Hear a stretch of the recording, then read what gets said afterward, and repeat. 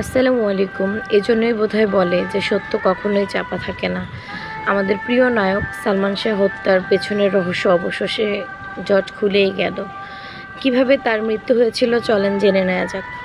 সালমান শাহ হত্যা মামলার ১১ নম্বর আসামির স্বীকারোক্তি অনুযায়ী সালমানকে হত্যা করার জন্য ১২ লাখ টাকার চুক্তি করেন সালমানের শাশুড়ি লতিফা হক লুসি। সময় টিভির আর্টিকেল মারফত জানা যায়, রেজভী উক্ত জবানবন্দি দিয়েছিলেন ১৯৯৭ সালে। রেজভির বর্ণনা অনুযায়ী ১৯৯৬ সালের ৫ই সেপ্টেম্বর গুলিস্তানের একটি বারে রাত ৮টায় ডন, ডেভিড, ফারুক, জাভেদ ও রেজভী দেখা করেন।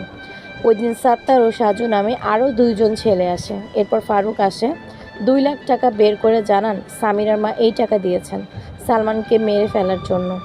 মোট ১২ লাখ টাকা দেবেন, কিন্তু ২ লাখ টাকা নিয়ে ফারুকের সঙ্গে ডনের কথা কাটাকাটি হলে ফারুক বেরিয়ে যান এবং কিছুক্ষণ পর আরও ৪ লাখ টাকা নিয়ে আসেন। রেজভী জানান, ফারুক বলেন কাজের আগে ৬ লাখ ও কাজের পরে ৬ লাখ। এরপরই প্লাস্টিকের একটি দড়ি, সিরিঞ্জ, রিভলভার ইত্যাদি গুছিয়ে নেওয়া হয়। ঘুমন্ত সালমানকে ক্লোরোফর্ম দিয়ে বেহুশ করেন সামিরা নিচে। কিছুক্ষণ পর সালমান শাহর জ্ঞান ফিরলে সবার সঙ্গে শুরু হয় ধস্তাধস্তি।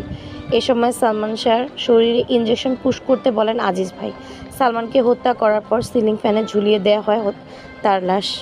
আসলে মৃত্যু তো সবারই হবে, তবে এরকম মৃত্যু কারোর জন্যই কাম্য নয়। আমরা দোয়া করি সালমানকে আল্লাহ মাফ করে তার জন্য জান্নাত নসিব করুক। এই তো, সবাইকে অনেক অনেক ধন্যবাদ। Thanks for watching. আল্লাহ হাফেজ।